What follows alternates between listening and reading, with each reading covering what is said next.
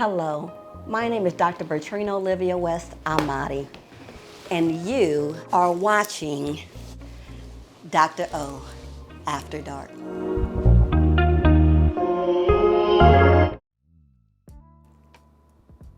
For tonight's guest, we will be speaking with Senior Chief Anthony Baldwin.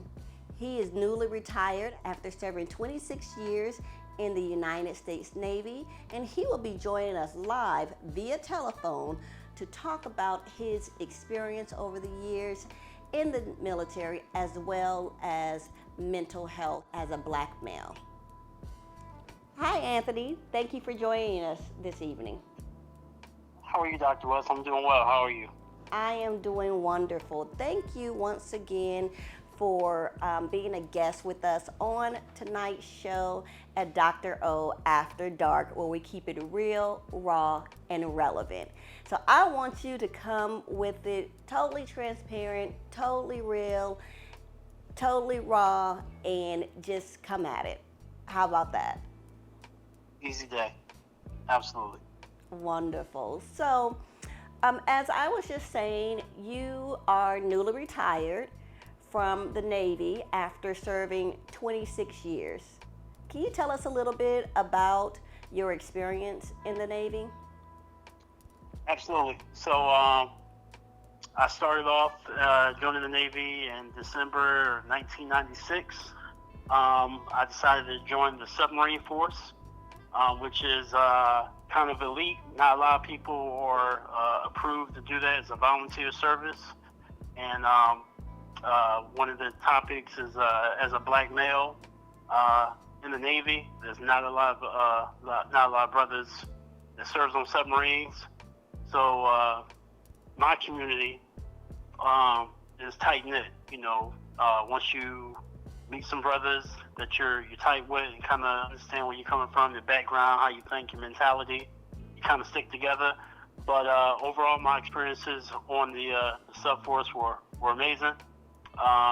So I served on submarines, one or two surface platforms, and then obviously shore duty.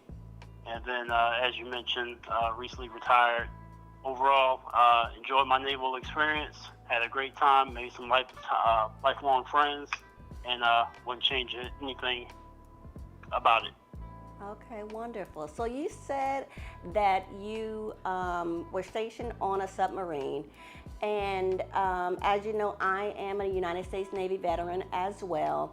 And when I joined in, there was a time where women were not allowed to serve on submarines. But I hear that has recently changed. Can you tell me a little bit about that? Like, were women allowed on submarines when you joined in? If not, No. How was that transition? So when I joined, that's when it first started. The conversations just started on allowing females on submarines. And it was never a question of a woman's capacity to work on certain equipment or do a job.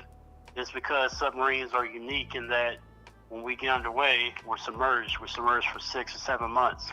There's no hidden ports. There's no communication with the home front or anything like that. You just locked inside this tube for 6, 7 months, and that can provide, some troubles with logistics, like where the women going to sleep, because we only got room for like 125 sailors.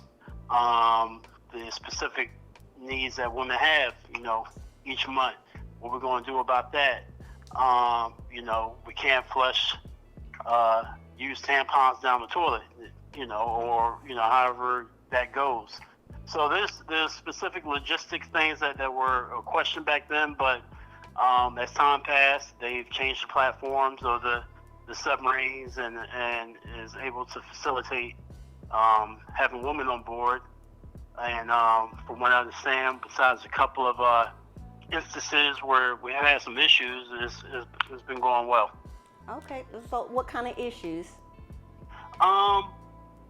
I think in the issues you will have when you have males and females together, you'll have the romantic entanglements where, you know, Johnny likes Sue, but Sue likes David, and, you know, they got that little triangle. And you're all submerged under the water together. Right. You have the issues where the woman, you know, she can be just minding her business. She gets out the shower, and she's just trying to go back and get dressed, but you got people who are trying to videotape her in the shower or going from the shower to the berthing area.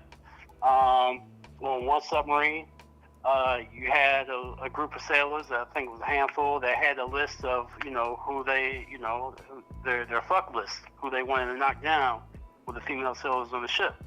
Damn. And that, yeah, and a fuck list. Yeah, they wrote down the list of all the female sailors and who they would want to, or they was trying to knock down. And, you know, obviously, you know, it came out, and that's not the thing to do. This is your co-workers, this is your shipmate, and, you know, there should be a higher level of respect, you know, with that than, you know, having a list of females that you're trying to knock down. You know what I mean? Wow. So this can go in so many different ways. Yeah. You know, when we think about the military and it being a man's game, and we hear all the stories of sexual abuse and sexual assault, military sexual trauma, and we want to get into all of that here. But as you were talking about this fuck list, I was sitting here and I was wondering, like, once it came out, would I be more upset that I'm not fuckable, like I'm not on the list? Or would I be, you know, like, y'all, I'm not good enough to be on the fuck list? Or, no, you know, is it going to be like, I'm offended because, I understand the conundrum with that, I should make the list, I should make top 5. But at the same time, you know, seeing it for what it is, like, yo, y'all some pigs and y'all shouldn't be doing this, but yo, I still should have made y'all list. No, absolutely, I agree with you. I understand exactly what you're saying. Because I would be, yo, if I was on a boat with females and I wasn't in the top 5, I'll feel some kind of way about that. Top 5, shit, I better be number 1 you know, on everybody's list. Well, you know, I'm not. But y'all better not try me though. I'm not gonna gas myself up. I'm not gonna gas myself up. As long as I'm top 5, I should be all right. Yeah, I believe you can make it to top 5. Yeah, you can make it to top 5. Y'all see how handsome this man is. So tell me, speaking of how handsome you are. Well, I appreciate it. Thank you for that. You are so welcome. Your check's in the mail. I know. Tell me about your dating and marriage and things like that on a submarine. What kind of toll does it maybe take on, you know, your life? And I think inquiring minds wants to know, did you have a fuck list? Well, no. When I was serving on board, like I got married in 2005, so that was almost 10 years into my naval career. Now, my first 10 years, a part of that I was married, and then my wife I was with, I came back home from sea. That's a different story. Found out that, you know, she was still for the streets. Came home, saw pictures. That marriage ended. So it was over with. You said she was for the streets and you saw pictures? Well, yeah. I came home, saw, like I said, this is back in like early 2000s, late 1990s, you know. And so we still had Polaroids back then and disposable cameras. So, yeah, I came back home, kind of felt something in my gut wasn't right, saw a disposable camera, took it to the little Piggly Wiggly or the Winn-Dixie grocery store, 1 hour photo, got the pictures developed, saw what was up, and yeah, eventually the marriage dissolved, and then I was kind of free after that, went out to Guam and, you know, lived my best life for a few years. But for about 10 years of my career, I was married. Okay. And my wife, at that point, she held it down. Okay. So if you have a solid mate, and you're serving in the military, then it's hard being away, but you know, you don't have to worry about home. She took care of the house, took care of bills, um, sent emails, sent pictures whenever she could, sent gifts in the mail. So I never worried about home Okay.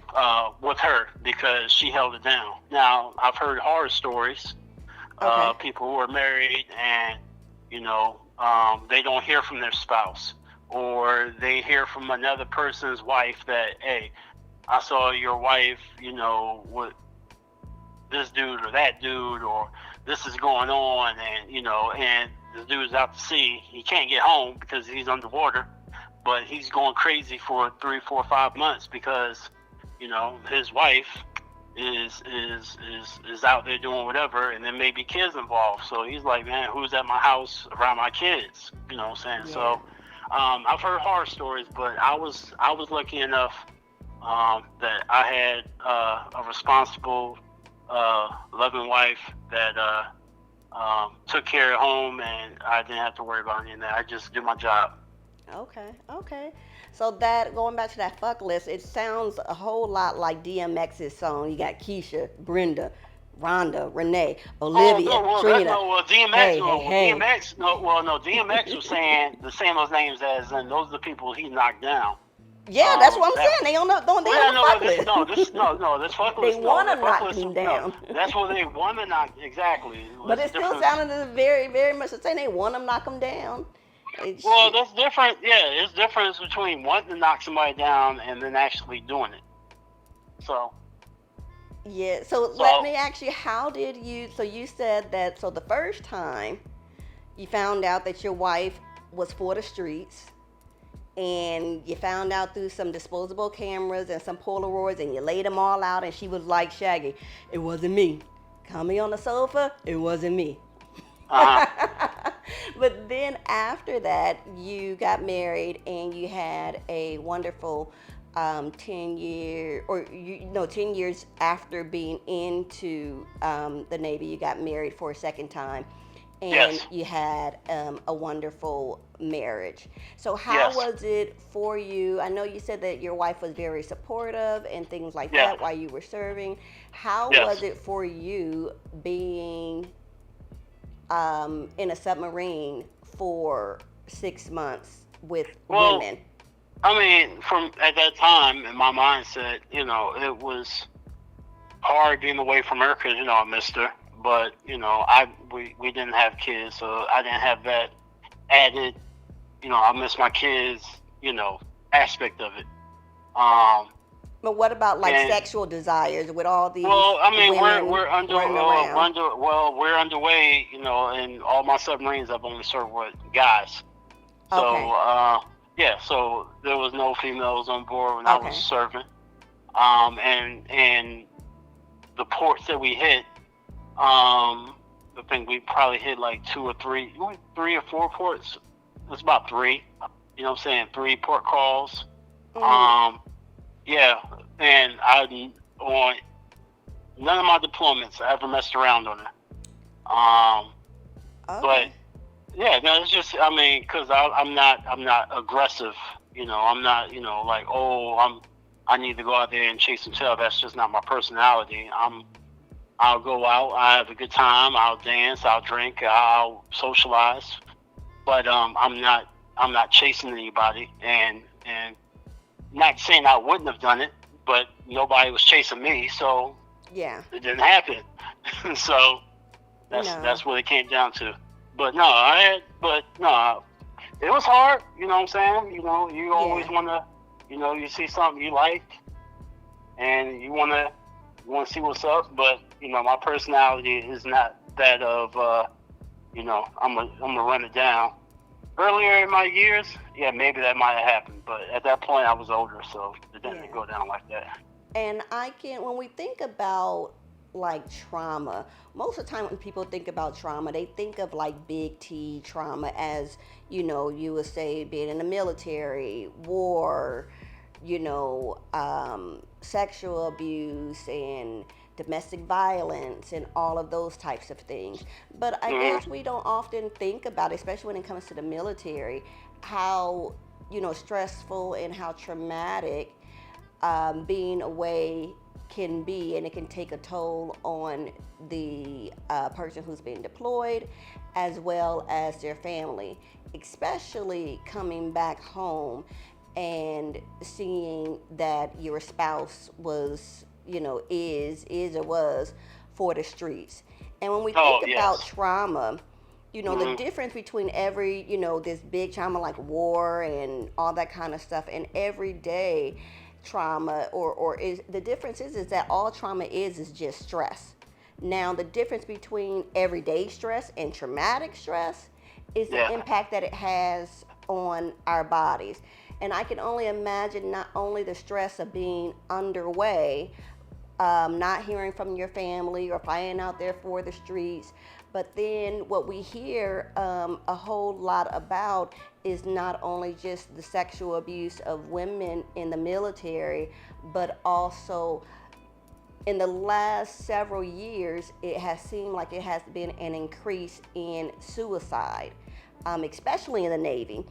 We hear about it a lot of, people on ships committing suicide and 2 or 3 sailors dying within days of each other. Can you speak on that? So I've never had someone commit suicide at my command. I've unfortunately had 2 sailors die at my command, 2 separate commands, due to accidents. Um, the first incident, the guy was,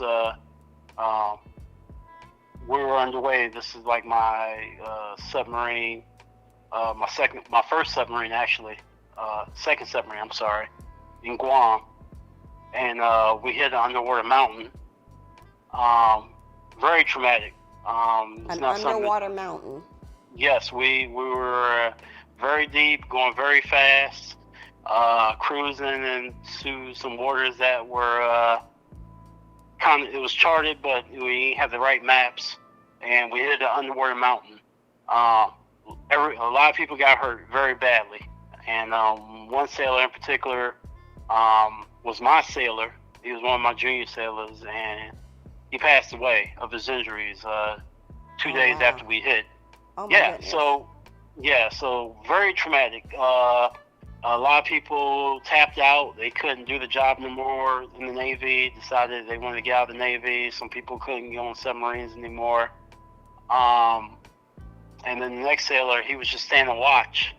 It was 4th of July weekend, and he slipped on some algae on the submarine and fell in the water. And because of his gear they had on, the ammo belt, the gun, boots he was wearing, he couldn't bring himself back up, and he drowned. And we had to bring everyone back to the ship, and I was actually topside when they pulled him out of the water. Oh my goodness. So yeah, something I really didn't need to see, pulling a lifeless body out of the water, but I saw that. Yeah. So I've seen and experienced a lot of trauma during my naval career, and the best thing I can say for anybody who's experienced it or who's going through it is talk to someone. I'm a very, very, very prideful person. It's hard for me to just communicate and talk to people if something's going on with me, but I say you need to do it. Someone you can trust. Maybe it's not a professional. Maybe it's just somebody you can trust and let the emotions out. Mm-hmm. And then after you let the emotions out, and the pride comes down a little bit, you can communicate with somebody who's professionally trained to help you navigate it. But absolutely. But I've never experienced a suicide, which I would think is on the same level or more level, a higher level. Mm-hmm. Being that they did it to themselves, it wasn't an accident, or you may have witnessed it yourself. Like I wasn't there when my man fell in the water, but I was there when they pulled him out. But absolutely, if trauma is trauma, and people handle it differently. But what everyone should do if you're experiencing it and having problems with it, you need to seek help. You need to talk to someone. Because if you don't, what you're going to do is what I've dealt with is you're going to bury it, and it's going to come up again in some form, shape, or fashion. It's going to come up again, and it's not going to be positive. It could be drinking. It could be you're emotionally detached. It could be lashing out. Anxiety. Yeah, it could. Exactly. Yeah, it could be anxiety. It could be a trigger to something out lashing out. Now, Exactly. I don't lash out because I feel like I have pretty good control over my emotions, but everyone's not me. Yeah. Everyone handles their thing differently. Yeah, and I But can only imagine how these impact every other aspect of your life, whether it's continuing with your career or right. your family, your spouse. You're bringing all this home. We hear about all of the nightmares and different things like that, and it's usually associated with being on the battlefield or being out to war. But I don't think that any of us could ever imagine just something as simple as, being on watch and seeing somebody, go overboard and drown, and how that impacts you, or being on the ship and running into an underground mountain and the traumatic impact of that, the traumatic impact of being away from your family, and the traumatic impact of, finding out that your partner was for the streets. So, you have been through a whole lot over your last 26 years. I know you have a plethora of information to share with us. I would love the opportunity to have you back on our show again, because you were actually in the Navy when 9/11 hit, and the trauma behind that, and also you were also in when your boss, when you had one of the most amazing bosses of the world, our president Barack Obama, but then also your boss was also Donald Trump. And I would love to have you back on. I thought we agreed we don't say his name on the show. Oh, that's what we agreed. Yeah. We said we wasn't gonna say his name on the show. Oh, okay. So he excuse me then. So he who shall not be named. Maybe we can say the former president or President 45, however you want to say it, but we don't say his name 45, on the show. 45. We're gonna say 45. So we know we know that your boss was also 45, and or DT, yeah, whatever you want to say. Yep. Yes, and his recent arrest, and I wonder, what your insight is and things like that. Also, I just recently read about another airman who leaked classified information and things. So it's a whole plethora of information that I would love to have you back on our show sometime to talk about. Absolutely. Well, enjoy the next talk with Dr. West.